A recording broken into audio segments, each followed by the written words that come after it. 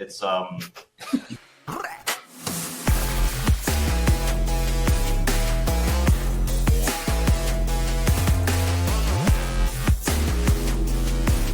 views expressed by the hosts and guests in this podcast are solely their opinions and do not reflect the opinions of their respective employers. Guests and hosts may maintain positions in the assets discussed in this podcast. This podcast is for informational purposes only, and nothing in the podcast is intended to be financial, legal, or even life advice.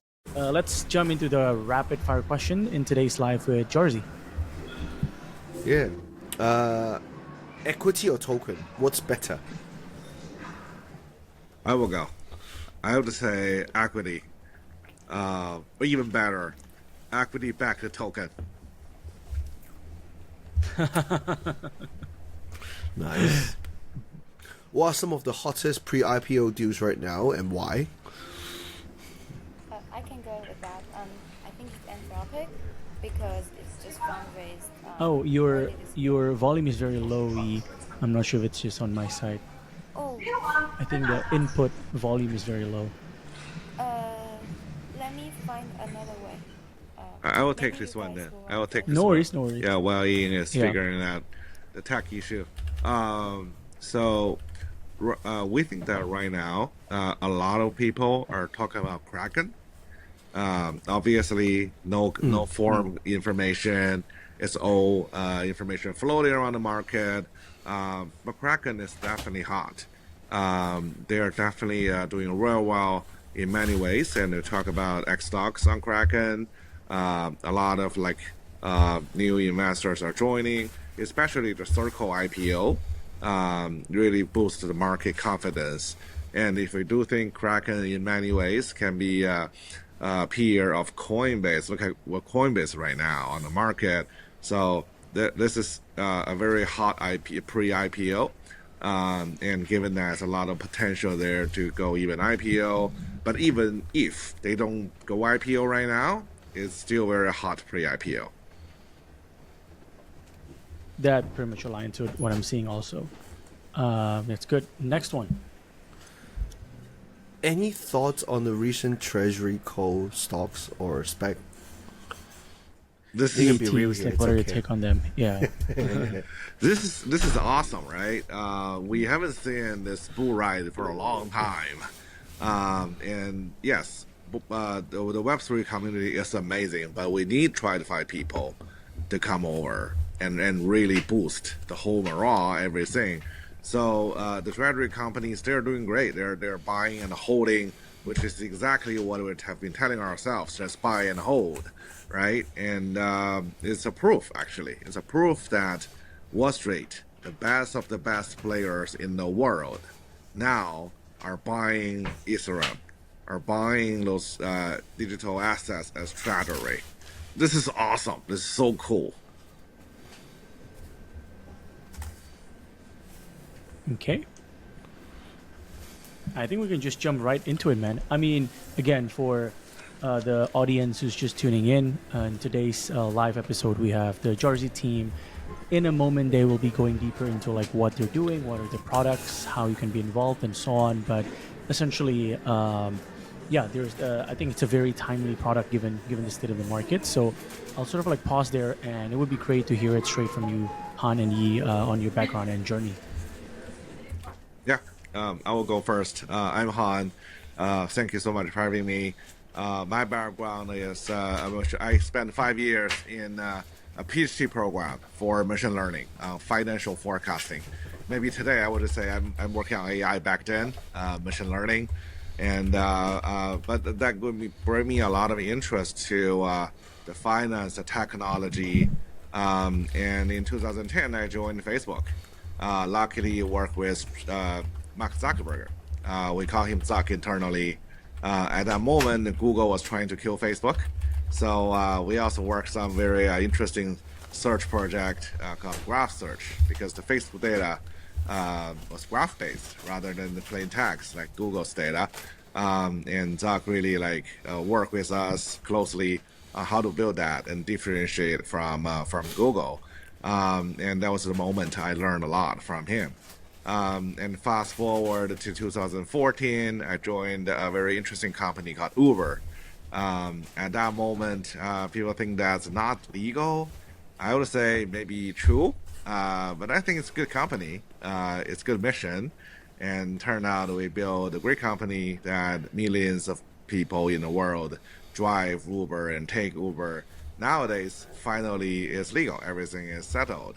But back then, it was definitely an interesting moment to join and also work with the controversial billionaire Travis Kalanick.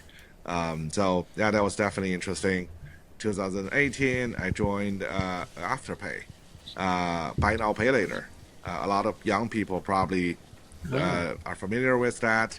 And I joined in early days, work with the co-founder CEO Nick Moller closely in a very tiny room. We were just less than 10 people, busy with building the product, launching it, and then quickly the first week we got hundreds of users, second week thousands, quickly 1 million. Fast forward 4 years later, Jack Dorsey acquired us as a $30 billion acquisition. That's a big check, so we didn't say no. And luckily got into Square. But all those 3 journeys actually taught me a lot about serving young people, the millennials and Gen Z, because they're the future, right? They own the world. They have a lot of problems. Their solution is very different than the previous generations. That's how I learned to serve them. So that's why we started Jarsy. Got it. Wow, what a journey. I'm like, what a journey, not gonna lie. Nice. What about crypto side of things then? Like, how did you start dabbling in crypto and decided to build this OTC When did you platform fall down the on rabbit crypto hole? rails? Yeah. Yeah, I would admit that I read the Bitcoin white paper in 2009. That was my last year of my PhD program. I was thinking about financial forecasting, and then I got into this Bitcoin white paper. I was like, oh, wow, this is the future. And that's why I think Bitcoin is for global payments. I never thought Bitcoin could go beyond $100. So even though I mined some Bitcoin back then, I never really kept them. But I believe in the mission. I believe in that beautiful future.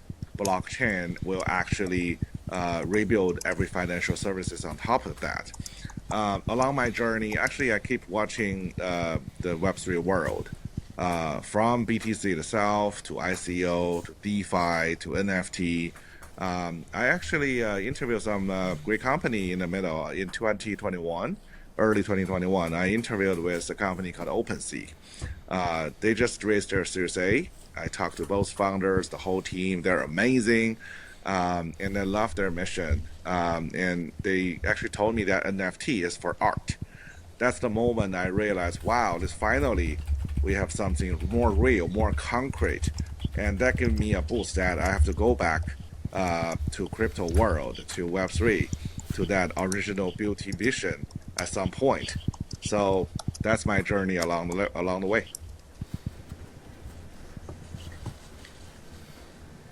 Got it. And I think you're back, Yi. I would love to hear a bit more about what's your story. How did you guys meet and decided to start this company and all of that? Yeah, sure. Sorry, I have technical issue. So yeah, I'm Yiying, and I'm the co-founder of Jarsy with Han. I work with Han at Uber and Square together. Very funny that after we got acquired, so our career overlapped again, and then we started Jarsy together. Since we started Jarsy because we were having this phone call about like that was the bear market of crypto at the time, and everyone is very frustrated and didn't see much thing to do with blockchain.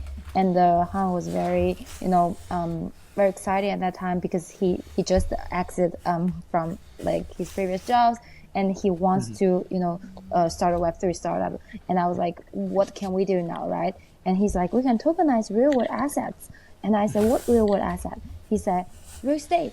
And we say, maybe which real estate specifically? So we keep on brainstorming and just ask people around us. We did a lot of surveys around our family, friends, colleagues, Right. and they ended up saying that SpaceX is what people want.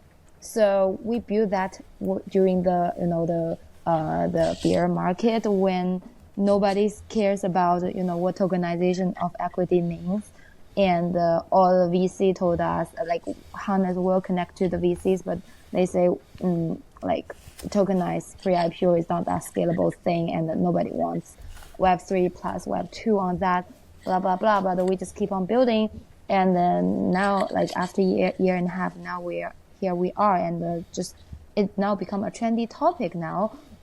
Very different from when we started to do this. Yeah, so that's how we end up with Jarsy. And before that, I'm actually also doing a NFT buy now pay later startup called Sitter. So I was in the NFT fi landscape, and but what I found is that most NFT are for speculation purpose. They are not for utility. So the nature of buy now pay later, I don't think it's more like a call or put for NFT instead of a buy now pay later, because people don't have real utility value of it. That's how I decide that what I want to do is something with concrete value. That's why I did Jarsy with Han now. Yeah. Nice. I'm Got it, sure got it. a lot of people thought the same when they thought NFTs gonna live forever. But yeah. Yeah. All right. Let's dive into what's Jarsy then. All right. So Jersey, bro. No, Jersey, I'm just Jersey. kidding. I'm just. Is it Jarsy I'm or just, I'm just Jersey? playing for it. Yeah, good question. It's Jarsy. Is it Jersey or Jarsy? It's like a jar. It's like a jar. Jarsy. All right. It's not Jersey Shore, bro, but okay.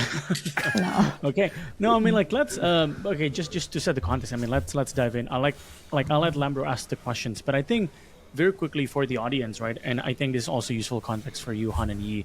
I think there's a lot of players in the space trying to do this, and the questions are always typically around. Maybe I'm jumping the gun a bit, but the questions are always like typically around how are you doing it, right? Like how is it different? Is it like how permissionless, like is it like semi KYC, blah blah. Like I think you can get into all of that later, but I just want to set the stage and sort of like I think like whenever we watch this sort of like podcast around like a tokenized real world assets, they always think about like how am I actually owning this, right? So I just want to set that stage, but I'll let you start from the start from the basics. Yeah. Yeah, let's jump into it. There are a lot of people thinking about different ways. We think every one of them are great. We're working towards the beautiful vision in the future that everything is on chain. So we're just trying different ways.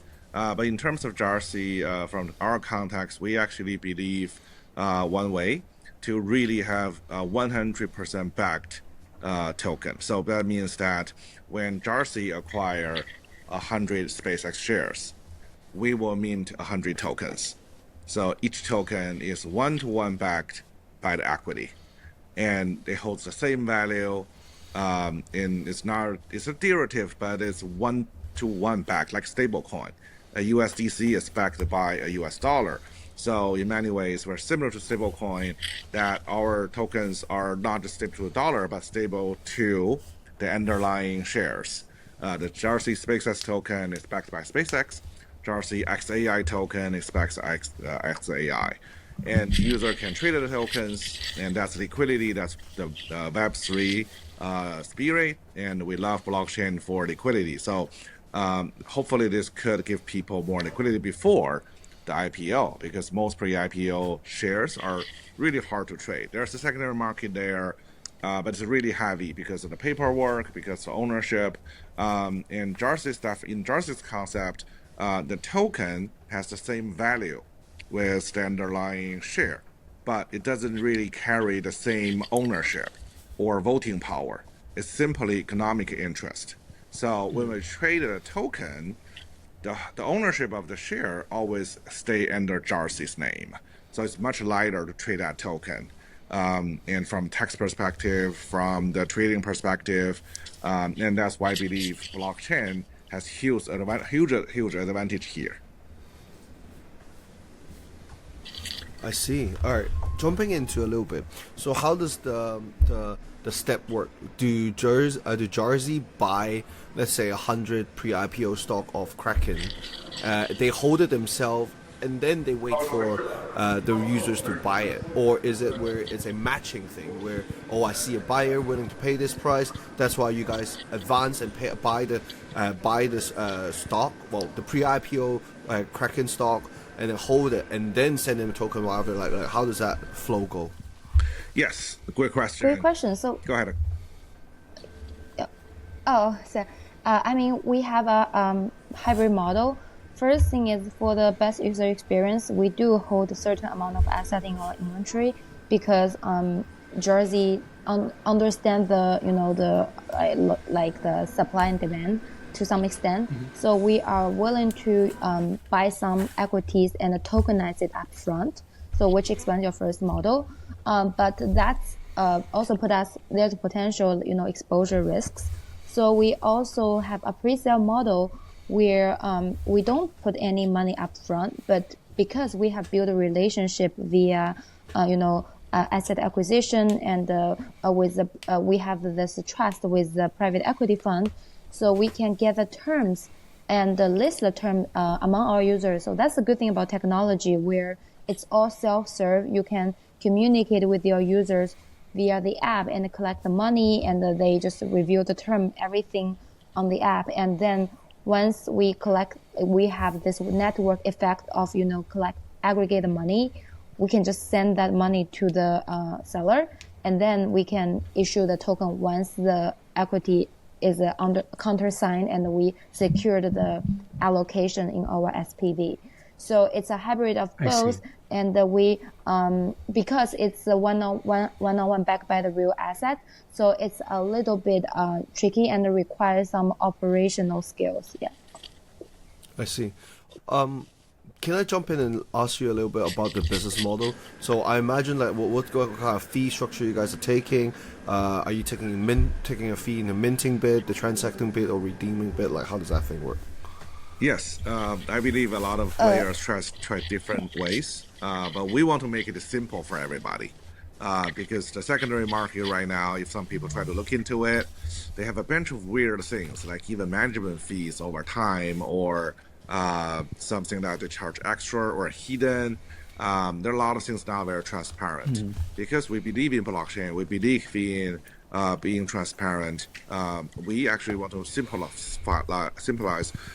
the structure, so we only charge a transaction fee when user buy the token, and when they sell that, we don't really charge a fee.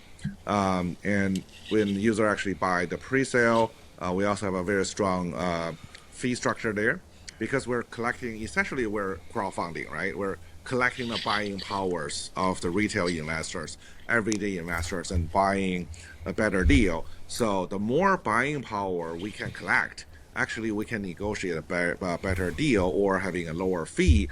So we have sort of a group buy fee structure.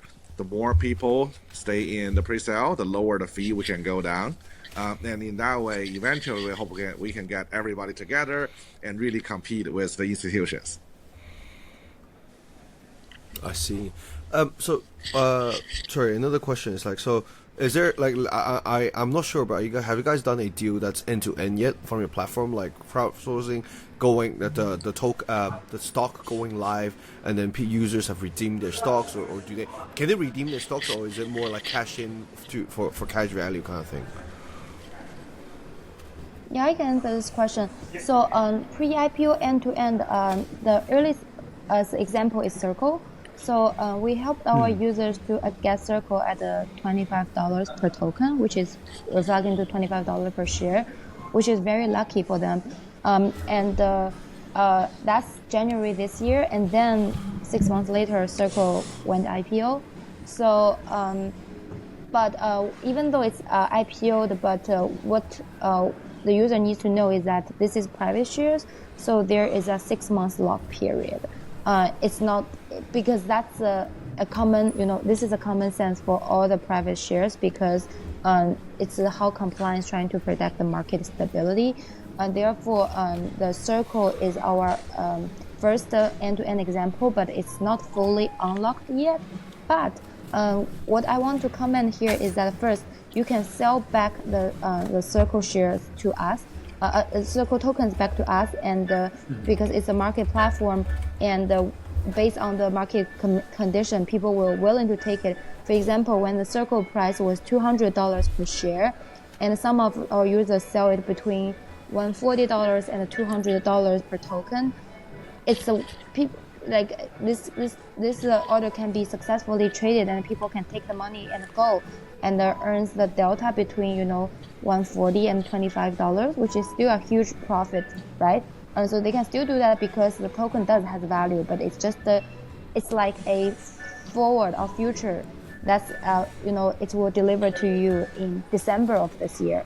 On top of that, I also want to comment that no matter what, users cannot redeem the equities from us and transfer that to brokerage, because as Han has said, our structure is kind of like a stable plus style where whatever you bought is mirroring one share value, but it's not giving you one share. You don't have the voting rights, you don't have the actual redeem rights, but you can always sell it like a public equity once it's unlocked from the IPO lock, or you can sell it back to us before the IPO. So we provide a extra liquidity action event for you even before the IPO, which is traditional pre-IPO brokers cannot give you. Yeah.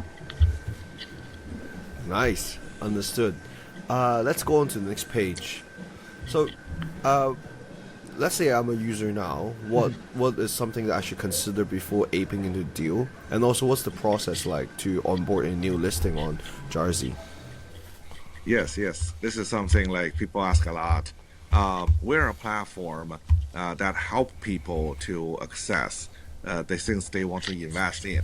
We are not financial advisors. We're not telling them, which company is great and why you should invest. That's not our job. We'll tell people the information that we know, but people should do their own due diligence, their own research to decide what they want to invest in, because pre-IPO market is not as transparent as public equity market. The companies are not giving you quarterly earning reports. So there are a lot of things that we believe the investors need to take on their own responsibility, but we trust our users to do the right thing. So in terms of process, actually, I'm sure. Go ahead. I'm sure people in our channel have aped more with less, with less information. Sorry, you're saying, Han? You're right. I mean, people are they believe in Elon Musk, right? And they believe in SpaceX, and that's why they invest in theirs. And they did their own research. That's okay. We're not saying they have to do everything, but they do on their own decision. But in terms of process, we actually are more like a bottom-up marketplace or a platform. We don't decide which company to list. We ask our users. So SpaceX was actually the first one that we offer, mainly because everybody talked to us like, we want to invest in SpaceX. We want to invest in SpaceX. And after that, they ask us like, oh, you have SpaceX. How about XAI? Oh, how about Anthropic? So they keep coming to us. And once we find out enough interest in certain company, we'll go there on their behalf. Just like, oh, there's a buying power. How can we get that deal? So, for example, there was a company called Redwood Material. We don't actually know that very well, and some of our users actually ask us. They work in the material industry, and we're like, okay, why this is special? And they told us because Redwood Material actually work on a very high quality material that serves SpaceX. When you go to the space, you need a very light material, but also very durable that can survive from the heat. And this company startup called Redwood Material is a really good one, a pre-IPO startup. And we look into that. Yes, they are right. They are the expert. Then we leased that company, and a lot of users bought that or invest in that. And there are other users who never heard about them, and they find out that on Jarsy, and they look into it and decide, okay, let's invest. This is a good company. So many users are actually also leveraging Jarsy as a discovery platform. But from our perspective, we're just sharing that information across the market. Nice. Actually, is your users mostly crypto natives, or is it more like people who wants to invest within your network from the start? Then they were like, hey, I realize I can invest this through a crypto platform kind of thing. Like, are they crypto native or are they like investors mainly? It's a hybrid. 60% of our capital in the past few months are non-crypto, meaning that we are, a significant amount is fiat. But I would say that most of them do know what crypto is, and they use CEX for trading. So what they are looking like is they're kind of aggressive. They invest in Nvidia, Tesla, BTC, but they are also, I think, just know the fundamental very well and are very active traders. I won't say trader, retail, traders who knows how to manage their profile instead of just looking for, treasury or bond for the passive income. Yeah. Is Nice. there? I'm not sure if this was asked before, but like, is your approach, like, sorry, like I guess on the on-chain side, is there a receipt token like similar to like some of your competitors that you sort of like plan to allow people to play with on-chain? Yes, we actually believe in DeFi. We believe in the future that TradFi and DeFi actually will move together or meet in the middle. So that's why we choose to launch on Base, one of the most popular chain, and we choose to use ERC20, the most common and standard format. And because in the future we believe that token should flow around the whole blockchain. That being said, we are following SEC regulation. We're following fintech best practice. So we do KYC, we do AML. That's why we cannot allow the tokens to go on today's DeFi in a very straightforward way. So not yet, but we hope in the future there could be a chance. So our spirit is there, but right now we basically are embracing regulation.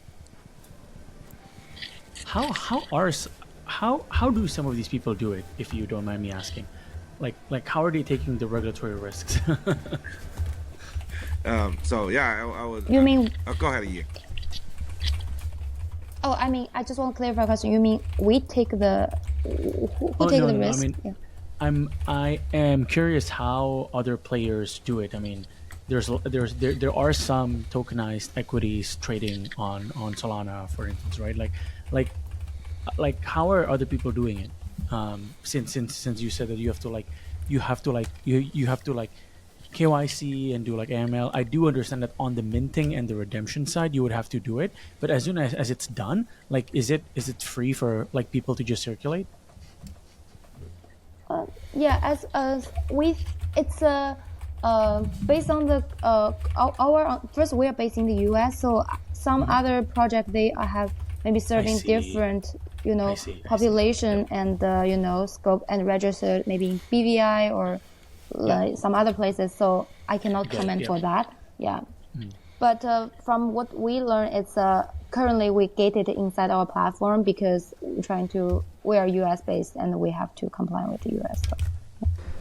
Got it. Yeah, I'll comment a little bit more. In the US, I will comment a little bit more. That's in the US, we actually follow Regulation D. So we ask our US investors to self-claim that they are accredited investors.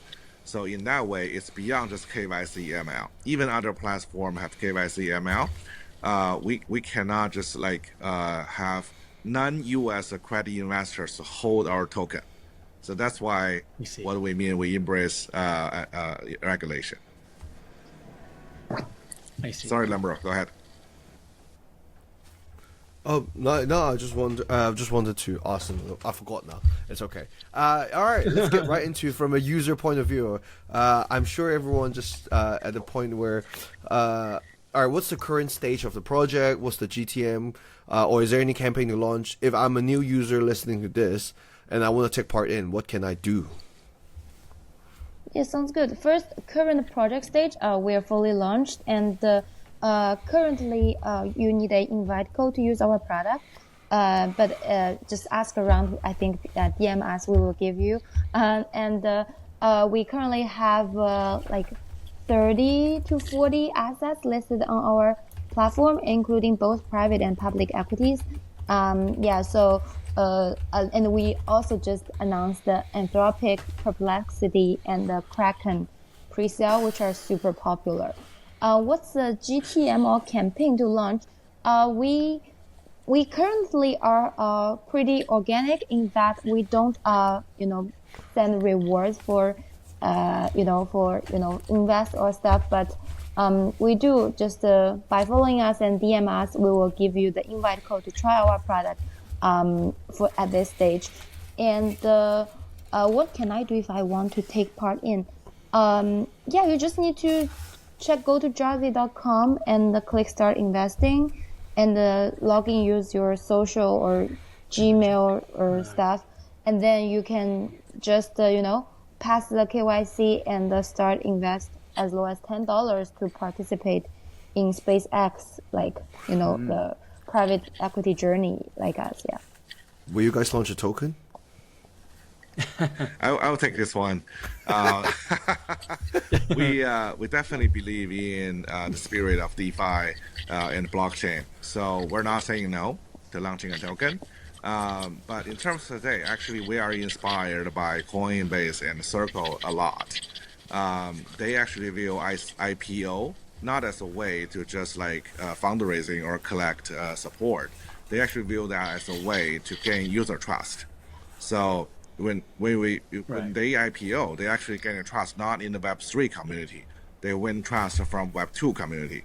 And we believe we want to follow that path and bring blockchain to everybody, to every people in the world. So right now, our focus is IPO, of course, but we're not saying no to ICO or token TGE at some point. And on top of that, we are also a pre-IPO company, right? So at some point, we probably list ourselves and tokenize our own equities like pre-IPO on the platform to let people, profit sharing with us. Yeah. Nice. Okay. What's the final vision of Jarsy? Let's say 5 years later, what do you see it? What's the final vision? I think Han can answer this question very well. Yeah, we're super aligned. I will just take it. And we love blockchain. I read the white paper back then. So I believe everybody should be on chain. So the final vision of Jarsy, or that we want to be part of to that journey, is eventually we have one world, one chain, that everybody can invest anything. Real estate, IPO, pre-IPO, gold, art, everything. Could be ERC20, could be NFT. And in terms of us, Jarsy want to focus on pre-IPO, focus on private investing. So we hope that when that beautiful vision comes, and Jarsy can be the go-to place for everyday investor globally when they want to invest in a company that's not IPO yet. When they want to get in the journey early, they can come to us. So what's the short-term goal and your North Star metric? I think the short-term goal for sure is growth.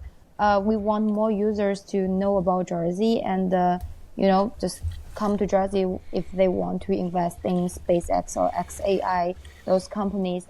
Also, I think we also want to become a powerful buyer because, this is a game where the buying power really matters. But the problem is the retail investors don't have the family office or, high net worth level of buying power.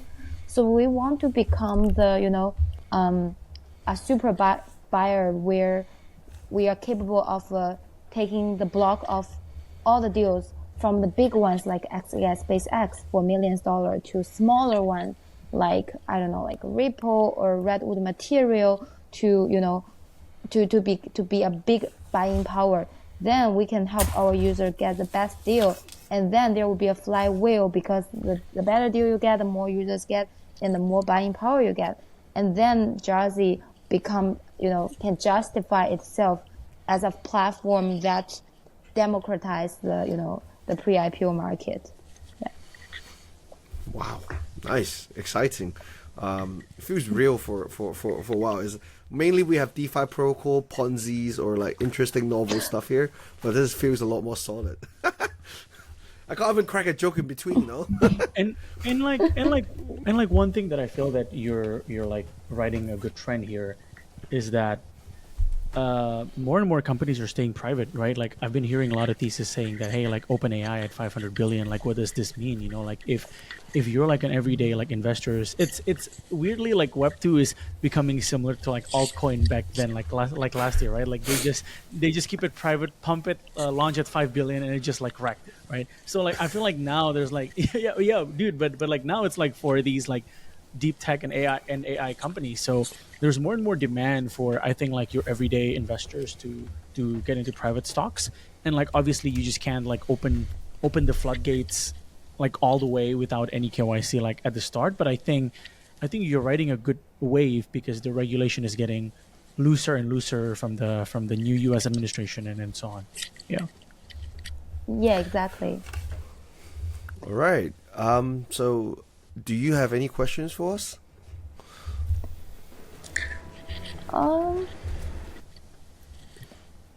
That's a great question. I will take one. Yeah. So if we talk about the future that everything is on chain and every people is on blockchain, what financial service you want to use the most? Right? Many people think about payment, right? That's very direct, very straightforward. I just pay you 10 USDC, and that's it. That's PayPal on chain. But what else? What make you feel excited? Okay, so I think there's a few parts for me. For me, I think the crypto is pretty good there already, like lending side of things. The problem is there's not enough good asset to do lendings on crypto. Like let's say you can't do mortgage. Like mortgage is something that you can take 95% loan. Like I'm from Hong Kong, so like the degeneracy in Hong Kong for houses is like 90% loan for like a 2 mil house kind of thing, and that's like what we can do on chain. Like, but I think for the general public to feel like crypto is useful is actually not just payment, but financing of payment, incentivize of payment, let's say credit card payment rails, and if blockchain can bring new users to the like merchandise player. You know how Visa acquires users, right? Like you onboard me, I'll bring over some users, like Master credit card give you this kind of shit. Like I think that will bring crypto to the more broad audience, but not just like some finance, magic, internet money, voodoo things that people like to do.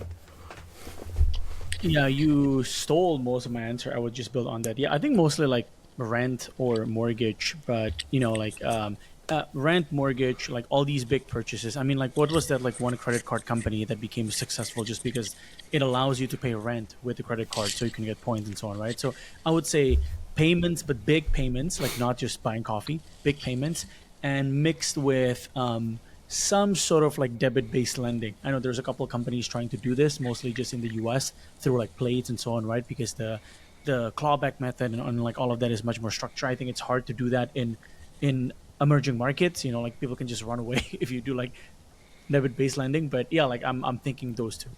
Yeah. One more thing I want to add is that with all these stable coin chains, I think if they work out, it'll be interesting because it changes how efficient our settlement layer for overall finances, and because of that, it can bring even more efficiency in lots of area that we'll not be able to predict. But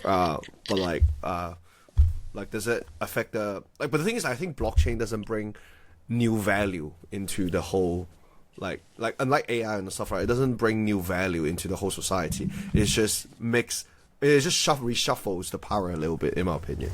But yeah, that's a topic for another time. All right. It's funny you say that as a like crypto. Yeah. I mean, Your like opinion. I'm a broke guy. I need crypto to help me make money. Like I need it to shuffle the cards and replay the game for me. But I do think for the math is math, right? Finance is the same thing, right? But it does give me the early edge for now. But yeah. Here's the suit answer to it. Like it does have value, right? But just like the .com, I mean, like everything in the past 6 years is like, if you're early, if you know how to play the game, and you will win.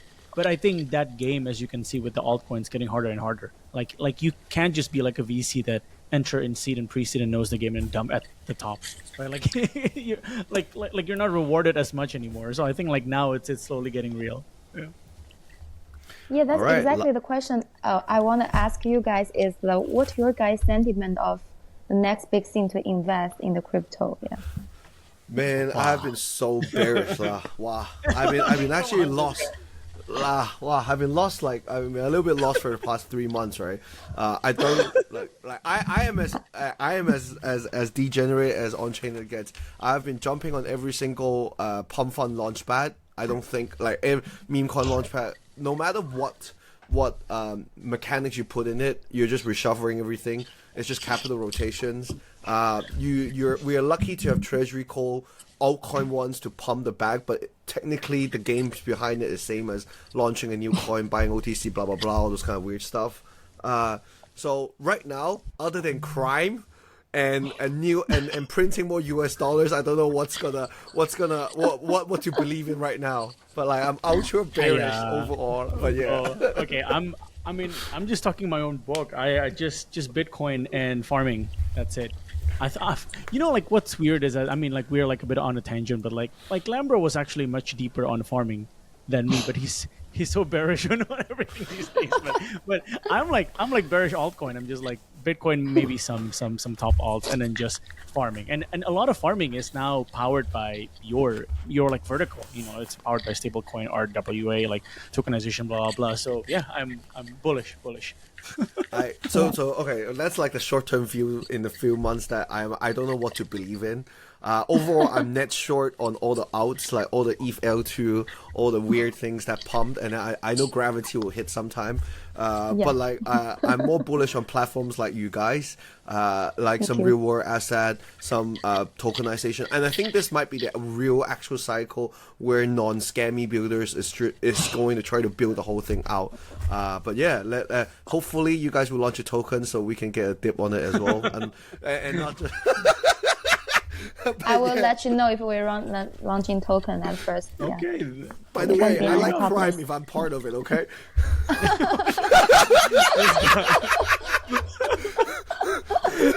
Great. All right. Last question.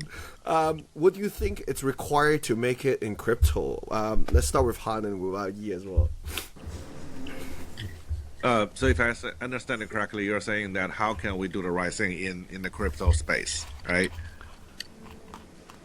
No. No. How do you make it in? What do you think is required to make it in crypto? You can define yourself as a builder. I see. Define yourself as a builder, trader, or whatever. Yeah. Okay, great question. So actually, I think this is actually go back to what I learned in the Bay Area. From the VCs, from the self-made billionaires, and a bunch of players that really build great things. They taught me that, Han, they asked me, like, do you want to be goal-driven or principle-driven? The difference is the goal-driven, you just go for the money or go for the reputation. That, right? You have a lot of money, or you have a big house, or you have a lot of people believing you are right? And that's goal-driven. And there are many ways to get there. And some people actually get lucky to get there, but they won't stay there long. And the principle-driven is, what problem are you solving? That's like the common question in Silicon Valley. Whenever you talk to someone, either a VC or a founder or an entrepreneur or engineer, they always start by asking, what problem are you solving right now? So that's principle-driven. If you can think clearly on that, I may be solving an AI problem. I want to build a better model, or I want to solve a particular problem that AI is helping, or I'm trying to solve a wealth distribution problem through blockchain, which is what we're doing. And maybe Lambro can answer your question. blockchain maybe are just basically moving us from one to the other, but that distribution process itself is super valuable, especially to people who are young, who are not quite there yet, right? Why only big money can make more money? How about let's small money make more money too, right? So I would say that stay focused on what your principle is, asking where you want to start, want to go, rather than looking at the goal itself.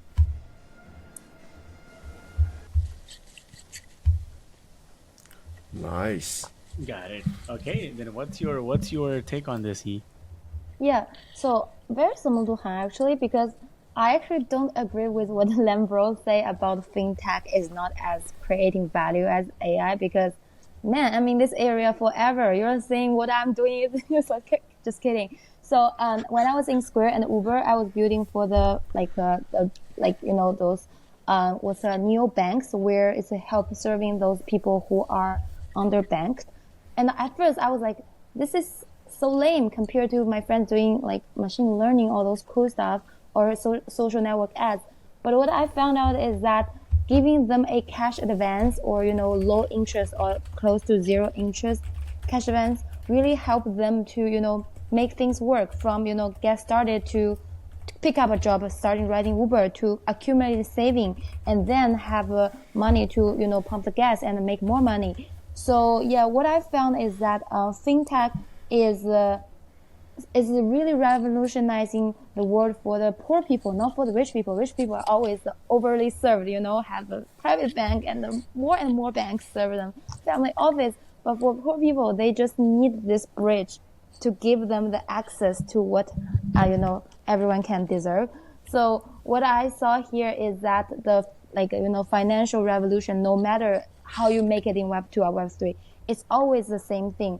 First is building something that's that's in need, someone needed, right? Then second thing is reaching out to the appropriate market for that. You know who is your user, and then deliver them that you have this product. As long as you build the right PMF and deliver to the right person, people, things always work. You can always get the community. It's not just a vibe of Web3 community. In Web2, marketing work is the same way. Why the marketing people make so much money? Because they deliver the right thing to the right people, and that user base is big enough. So that's what we believe in at Jarsy, is that we think we know who our users are, and we know our value proposition is, and we think we are good stuff to them. That's why that gives me conviction to do what I'm doing every day. Thank you. Yeah. Bro, this is the type of hope that we need, man. Lambro is too bearish. Hopefully, whenever you rewatch this later, it will bring me up a little bit hyper. But yeah, looking for it has been a great chat. When you guys have a new update or new listing, do let us know. Yeah, thank you for your time today, guys. And thanks all for listening. You can check all the show notes when the YouTube video is uploaded also. So all the details will be in the description. Again, thank you. Thank you for your time. Thank you. Thank you. Thank you. Have a good one. Bye.